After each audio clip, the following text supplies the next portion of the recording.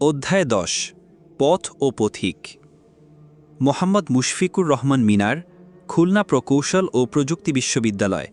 লেখক অন্ধকার থেকে আলোতে। হুজুর কথাটা বললেই সমাজের অনেকেরই চোখের সামনে ভেসে ওঠে একটা হতদরিদ্র চেহারা, যাকে প্রয়োজন হয় শুধু মানুষ মারা গেলে। কেউ মারা গেলে তিনি মিলাদ পড়িয়ে দিবেন আর দোয়া করবেন। কেউ নিয়মিত জুমার জন্য সপ্তাহে একদিন মসজিদে গেলেই অধিকাংশ মানুষের কাছে সে ধার্মিক বলে পরিগণিত হয়। দাড়ি রাখে শুধু হুজুররা। মেয়েদের হিজাব করলে সওয়াব হয়, আর না করলেও সমস্যা নেই। কেউ যদি জেনে বুঝে ইসলাম প্র্যাকটিস শুরু করে, তাহলে তাকে বলা হয় সে হুজুর হয়ে গেছে। ইসলাম সম্পর্কে এমনই বিকৃত বিভিন্ন ধারণা প্রচলিত আছে আমাদের দেশের বিশাল এক জনগোষ্ঠীর মাঝে। পারিবারিক শিক্ষার কারণে এমন বিকৃত ধারণা আমার কখনোই ছিল না, আলহামদুলিল্লাহ। তবে ইসলামকে জেনে বুঝে মানা, জীবনের প্রতিটি ক্ষেত্রে ইসলামের প্রয়োগ ঘটানোর গুরুত্ব বুঝতে বেশ সময় লেগে গিয়েছে। ছোটবেলায় স্কুলে আমার প্রিয় বিষয় ছিল ইসলাম শিক্ষা। সহপাঠীরা যখন জিজ্ঞেস করত বড় হয়ে কি হব, আমি কিছুটা ভেবে বলতাম মুসলিম মিশনারি হব। অবশ্য তখন কোনোরূপ ধারণা ছিল না কিভাবে মিশনারি হতে হয়। কেন এ ধরনের ইচ্ছা? এর কারণ লুকিয়েছিল একদম শৈশবে। তখন আমার বয়স ৩ কি ৪ বছর। আমাদের ২ ভাইয়ের আরবি ও কুরআন পড়া শিখার জন্য একজন কুরআন শিক্ষক হুজুর ঠিক করে দেন আব্বুর। তিনি প্রতিটা সূরা পড়ানোর আগে ওই সূরার উপর একটা দার্স দিতেন। সেই দার্সে মোটামুটি ওই সূরার শানে নুজুল কিংবা শিক্ষা উল্লেখ থাকত। সূরা আল ইমরানের উপর তার দার্সটা আজও কানে বাজে, যেটা আমার জীবনের গতি প্রকৃতি নির্ধারণ করে দিয়েছিল। তিনি বলছিলেন, এই সূরায় ঈসা আলাইহিসসালাম নামে আল্লাহর এক নবীর কথা আছে। তার জন্ম হয়েছিল অলৌকিক উপায়ে, তার কোনো বাবা ছিল না। অনেক মুজিজা ছিল তার। তিনি মৃত মানুষকে জীবিত করতে পারতেন। মাটি দিয়ে পাখি বানিয়ে ফু দিলে সেটা জীবন্ত পাখি হয়ে যেত। তিনি অন্ধ আর কুণ্ডরোগীদের সারিয়ে দিতেন। তিনি সবাইকে এক অদ্বিতীয় আল্লাহর দিকে দাওয়াত দিতেন। ঈসা আলাইহিসসালাম নামক এই মানুষটির কাহিনী এবং তার দাওয়াত আমার অসম্ভব ভালো লেগে গেল। হুজুর আরও বললেন, কেউ কেউ ঈসা আলাইহিসসালামের কথা মেনে নিল, খারাপ মানুষেরা তাকে বিশ্বাস করল না, তাকে মেরে ফেলতে চাইল। আল্লাহ সেই দুষ্ট লোকদের সফল হতে দিলেন না, তাকে উপরে উঠিয়ে নিলেন। বরং একটা দুষ্ট লোকের চেহারা ঈসা আলাইহিসসালামের মতো হয়ে গেল। সবাই তাকে ঈসা আলাইহিসসালাম ভেবে মেরে ফেলল। দুষ্ট লোকগুলোর উপর আমার অনেক রাগ হতো শুনে। আরও জানলাম, ঈসা আলাইহিসসালাম আসমানে চলে যাওয়ার পর তার অনুসারীদের একটা দল তাকেই আল্লাহ বানিয়ে উপাসনা শুরু করে। তার বাবা ছিল না বলে তাকে আল্লাহর পুত্র বলা শুরু করে। তার এই পথভ্রষ্ট অনুসারীদের বলা হয় খ্রিস্টান। অথচ ঈসা আলাইহিসসালাম কখনও কাউকে আল্লাহ ছাড়া অন্য কারো উপাসনা করতে বলেননি। যারা আল্লাহ ব্যতীত আর কারো উপাসনা করবে, আল্লাহ তাদেরকে পরকালে কঠিন শাস্তি দিবেন। হুজুরের কাছ থেকে এমন অনেক কিছুই জানতাম। আমার শিশু মনে খ্রিস্টানদের ভেবে খুব আফসোস হতো। ইস, লোকগুলো তো একটুর জন্য বিপথগামী হয়ে গেল। কি দরকার ছিল ঈসা আলাইহিসসালামকে আল্লাহ বানিয়ে উপাসনা করার? কিভাবে ওদেরকে জানিয়ে দেব সত্যটা? তখন ঠিক করলাম বড় হয়ে খ্রিস্টানদের বুঝিয়ে বলবো, তোমরা ভুল করছো। ঈসা আলাইহিসসালাম তোমাদের বলেননি তার উপাসনা করতে, বরং তিনি তোমাদেরকে আল্লাহর উপাসনা করতে বলেছেন। এভাবেই আমার ভেতরে দাওয়ার একটা আগ্রহ তৈরি করে দেন শৈশবের সেই কুরআন শিক্ষক। আল্লাহ দুনিয়া ও আখিরাতে তার মর্যাদা উচ্চ করে দিন। দাওয়াহ শব্দটা বরাবরই আমার খুব প্রিয় একটি শব্দ। শব্দটা শুনলেই পোলাও কোরমা খাওয়ার কথা মনে আসতো। শৈশবে কুরআন শিক্ষক যখন বলতেন রাসূলুল্লাহ মুশরিকদের ইসলামের দাওয়া দিতেন, শুনে খুব ভালো লাগতো। পরে অবশ্য ইসলামের দাওয়া কি এর মানে বুঝতে পারি। এর মানে হচ্ছে মানুষকে আল্লাহর দিকে আহ্বান করা। আমারও ইচ্ছা করত মানুষকে আল্লাহর দিকে আহ্বান করব। স্কুলে দেখতাম কিছু সহপাঠী হিন্দু ধর্মাবলম্বী।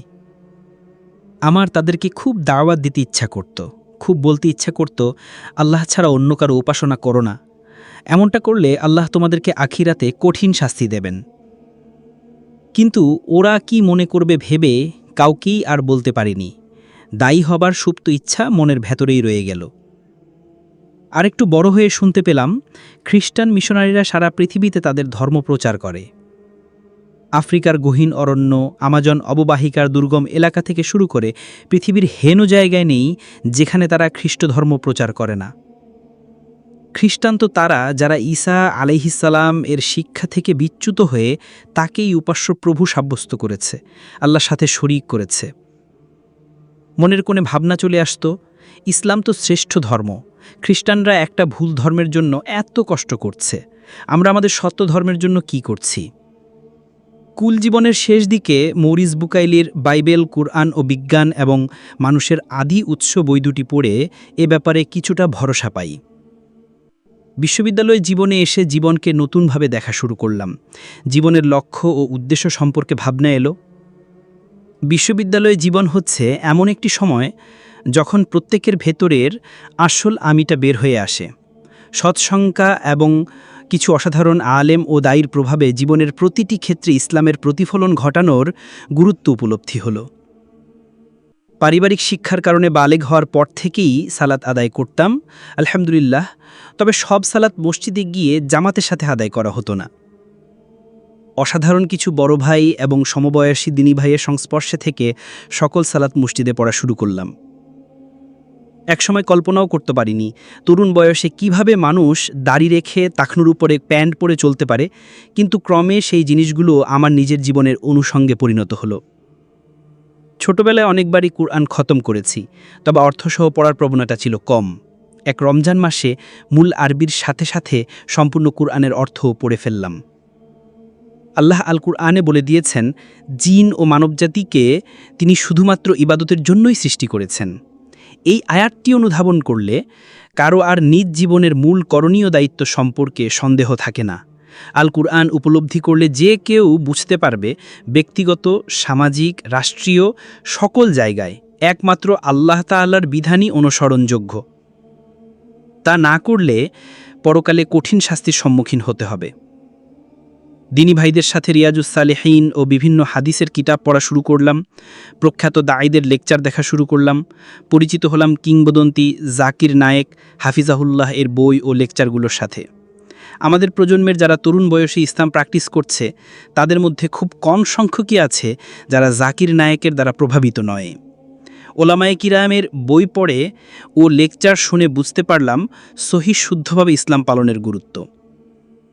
আমাদের সমাজে অধিকাংশ মুসলিমই মূলত জন্মসূত্রে মুসলিম। সমাজে ইসলামের নামে প্রচলিত আছে বিভিন্ন সামাজিক কালচার এবং বিদআত, মিলাদ, পীর পূজা, মাজার কেন্দ্রিক শিরকি কার্যকলাপ ও বহু নব উদ্ভাবিত কর্ম ও কুসংস্কার ইসলামের নামে প্রচলিত আছে। এটা আল্লাহর এক বিশাল অনুগ্রহ যে আমরা পিতামাতার মাধ্যমেই ইসলাম নামক অমূল্য রতনের সন্ধান পেয়েছি। কিন্তু কোরআন ও সুন্নাহ থেকে দাওয়াত পাওয়ার পরেও যদি কেউ সমাজে প্রচলিত বিদাতের অনুসরণ করে শুধুমাত্র এই অজুহাতে যে বাপদাদারা তো এগুলোই পালন করে আসছে, তাহলে সেটা একটা বড় বিভ্রান্তির নামান্তর। এ ব্যাপারে ইবনি আবিল ইজ হানাফি রহিমাহুল্লাহ 1331 থেকে 1390 খ্রিস্টাব্দ, 731 থেকে 792 হিজরি, তার কিছু বক্তব্য খুবই প্রাসঙ্গিক।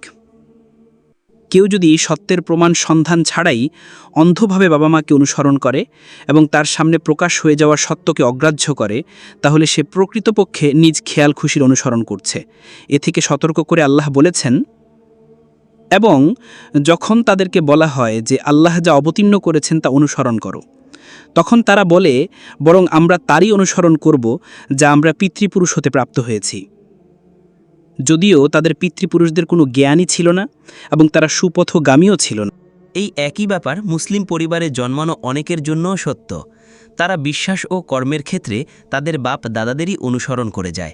এগুলো যদি ভুলও হয় তবুও তারা সে ব্যাপারে সচেতন হয় না। এরা পরিবেশের দ্বারা মুসলিম, পছন্দের দ্বারা নয়। যখন এমন কাউকে কবরে জিজ্ঞাসা করা হবে, কে তোমার প্রভু, সে বলবে, হায় আমি জানি না, আমি জানি না। আমি লোকজনকে কিছু জিনিস বলতে শুনতাম এবং আমিও তাই বলতাম। নতুন ইসলাম প্র্যাকটিস করা শুরু করলে অনেকের সামনে ইসলামের বহু রকমের ব্যাখ্যা, বিভিন্ন মতবাদ চলে আসে। কোনটা সঠিক ব্যাখ্যা, কারা সঠিক পথে আছে, এমন প্রশ্ন দ্বারা আমিও আক্রান্ত হচ্ছিলাম। কিন্তু একজন দরদি আলিমের বই ও লেকচার দ্বারা বিভ্রান্তির হাত থেকে রক্ষা পাই। তিনি খন্দকার আবদুল্লাহ জাহাঙ্গীর রহিমহুল্লাহ। এই মানুষটির লেখনী ও বক্তব্যের দ্বারা শিখলাম যে বিভক্তির মূল কারণ সুন্নাহ থেকে বিচ্যুতি। মুক্তির পথ হচ্ছে সুন্নাতকে আঁকড়ে ধরা ও নব উদ্ভাবন থেকে দূরে থাকা। রাসূলুল্লাহ ও সাহাবীগণ রাদিয়াল্লাহু তাআলা আনহুম যেভাবে দিন পালন করেছেন, হুবহু সেভাবে দিন পালনের চেষ্টা করলে অধিকাংশ বিভক্তিরই আর অস্তিত্ব থাকে না। বিশ্ববিদ্যালয় জীবনে সামাজিক যোগাযোগ মাধ্যম ব্যবহার শুরু করেছি। ফেসবুকে বিভিন্ন ইসলামী পোস্ট দেওয়ার চেষ্টা করতাম। একদিন হঠাৎ এক বন্ধু মেসেজ দিয়ে বাংলাদেশের একজন কুখ্যাত নাস্তিকের লেখার লিঙ্ক দিল, জানালো তার লেখা পড়ে নাকি তার সব বন্ধুরা নাস্তিক হয়ে যাচ্ছে। ব্যাপারটা খতিয়ে দেখার জন্য লিঙ্কটায় ঢুকলাম। ঢুকে তো মাথায় রীতিমতো বাজ পড়ল। এসব কি লিখেছে লোকটা? প্রচলিত সব ধর্ম বিশ্বাসকে চ্যালেঞ্জ করে, সমালোচনা করে, নিন্দা করে। বিশেষত ইসলাম ধর্মকে অবমূল্যায়ন করে একের পর এক লেখা। আল্লাহ তাআলাকে, নবী করিম সাল্লাল্লাহু আলাইহি ওয়াসাল্লামকে, ইসলামের পবিত্র বিষয়গুলোকে নিয়ে জঘন্য গালি, একই সাথে দলিল প্রমাণ ও যুক্তি দিয়ে ইসলামকে ভুল প্রমাণের প্রাণান্তকর চেষ্টায় ভরা ছিল ব্লগের সেই লেখাগুলো।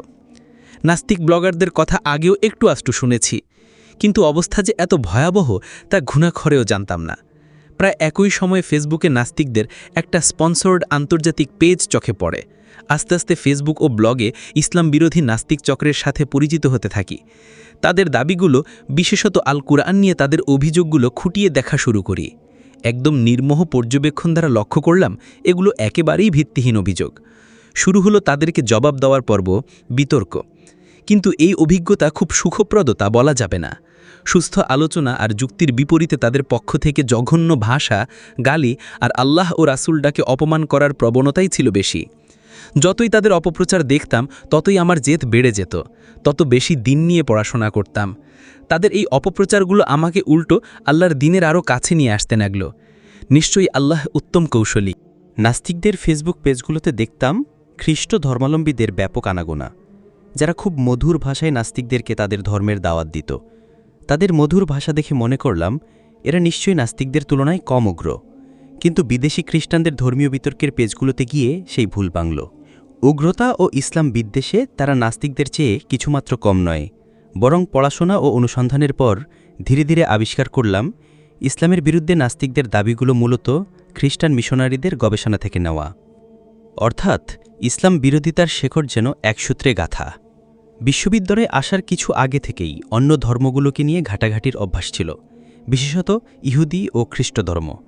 বিশ্ববিদ্যালয়ে আসবার আগেই ডাউনলোড করে ফেলেছিলাম বাইবেল, বাংলাদেশ বাইবেল সোসাইটির অনুবাদ।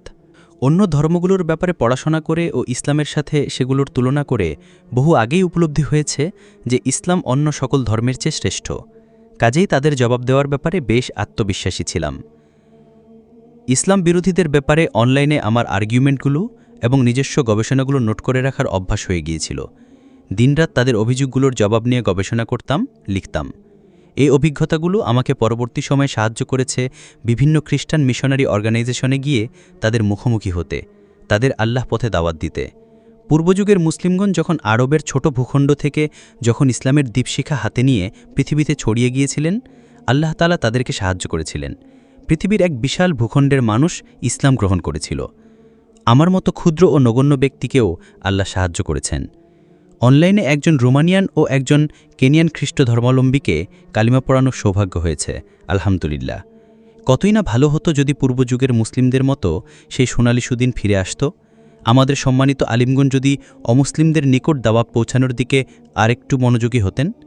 আল্লাহ তাআলা বলেছেন, আর তার চেয়ে কার কথা উত্তম যে আল্লাহর দিকে দাওয়াত দেয়, সৎকর্ম করে এবং বলে অবশ্যই আমি মুসলিমদের অন্তর্ভুক্ত। যা আলোকে দেখতে না দেয় তাই হচ্ছে অন্ধকার। অন্ধকার হচ্ছে অজ্ঞতা, আর সবচেয়ে বড় অজ্ঞতা হচ্ছে নিজের স্রষ্টাকে চিনতে না পারা। আসমান ও জমিনের প্রভু মহান আল্লাহ তাআলার বিরুদ্ধাচরণ করা, যিনি আমাদেরকে আমাদের মায়ের চেয়েও বেশি ভালোবাসেন, তার ব্যাপারে মিথ্যা বলা। অন্ধকারের পেচারা আলোকে সইতে পারে না। আধারের নোংরা জীবনই তাদের কাছে বেশি পছন্দের। শয়তান তাদের সামনে কুফর ও শিরককে মোহনীয় করে তোলে। মহান আল্লাহ এদের ব্যাপারে বলেন, আর যারা কুফরি করে তাদের অভিভাবক হচ্ছে তাগুত, অর্থাৎ মিথ্যা উপাস্য। তারা তাদেরকে আলো থেকে বের করে অন্ধকারের দিকে নিয়ে যায়। মহান আল্লাহ এ আয়াতে নূর বা আলো শব্দটি এক বচনে ব্যবহার করেছেন, আর জুলুমাত বা অন্ধকার শব্দটির বহু বচন উল্লেখ করেছেন। কেন জানেন? কারণ মিথ্যার অনেক পথ রয়েছে, আর প্রতিটা পথই বাতিল।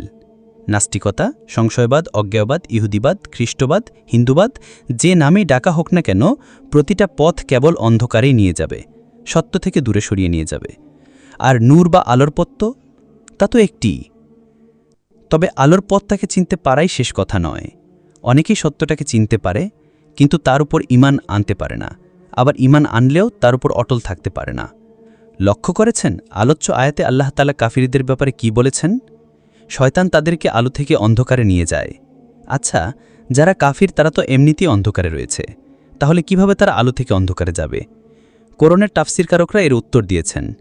এই আয়াতে ইহুদি ও খ্রিস্টানদের কথা বলা হয়েছে, যাদের কিতাবে বেশ ভালোমতোই মোহাম্মদ সাল্লাল্লাহু আলাইহি সাল্লামের কথা উল্লেখ ছিল। তাই মোহাম্মদ সাল্লাল্লাহু আলাইহি সাল্লাম যে আসবেন এই ব্যাপারে তারা ঈমান আনেছিল। কিন্তু শেষ নবী মোহাম্মদ সাল্লাল্লাহু আলাইহি সাল্লামের আবির্ভাবের পর তারা জেদ ও হটকারিতা বশত ঈমান থেকে ফিরে যায়, ঠিক যেন আলো থেকে অন্ধকারে ফিরে যায়। তাই আমাদেরকে স্রষ্টার দেখানো নূর বা আলোর পথের উপর ঈমান আনতে হবে। তবে ঈমান আনাই যথেষ্ট না, সেই ঈমানের উপর অটল থেকে ভালো ভালো কাজ করতে হবে। শয়তান আর তার অনুসারীরা তো আমাদের মনে সংশয়ের বীজ বপনের চেষ্টা করবেই। ওরা চাইবে আমরাও যাতে ওদের মতো অন্ধকারে সামিল হই, নর্দমার জীবনকে বেছে নেই। কিন্তু আমাদের সন্দিহান হওয়া চলবে না, নিজ বিশ্বাসে স্থির থাকতে হবে। তবেই মহান আল্লাহ তাআলা স্বয়ং আমাদের অভিভাবক হয়ে যাবেন। তিনি আমাদেরকে অন্ধকার থেকে আলোতে নিয়ে যাবেন। এ প্রতিশ্রুতি আল্লাহ তাআলাই দিয়েছেন। যারা ঈমান এনেছে আল্লাহ তাদের অভিভাবক, তাদেরকে তিনি বের করে আনেন অন্ধকার থেকে আলোর দিকে। একজন মুসলিম হচ্ছে বাতির মতো, সে নিজে আলোকিত হবে, অন্যকেও আলোকিত করবার চেষ্টা করবে। যে সত্য ও সরল পথ আমাদের স্রষ্টা আমাদেরকে দেখিয়েছেন এর উপর অবিচল থাকার চেষ্টা করতে হবে, সর্বদা হতে হবে সত্যাসন্ধানী। শেখ নাসিরুদ্দিন আলবানী রহিমাহুল্লাহ বলেছেন, আল্লাহর পথ সুদীর্ঘ, আমরা সেখানে কচ্ছপের মতো পরিভ্রম করছি। পথের শেষ সীমায় পৌঁছতে হবে এটা আমাদের লক্ষ্য নয়, বরং মৃত্যু অবধি পথের উপর টিকে থাকাই আমাদের লক্ষ্য। আমরা মহান আল্লাহর কাছে চাই তিনি যেন আমাদের সরল পথকে চেনার আর সরল পথের উপরই মরার তৌফিক দেন। আমিন। নিশ্চয়ই হেদায়েত কেবল আল্লাহ তাআলার পক্ষ থেকে। হে আমাদের প্রভু, সরল পথ প্রদর্শনের পর আপনি আমাদের অন্তরকে সত্য লঙ্ঘনে প্রবৃত্ত করবেন না এবং আপনার নিকট থেকে আমাদেরকে অনুগ্রহ দান করুন। আপনিই তো সবকিছুর দাতা।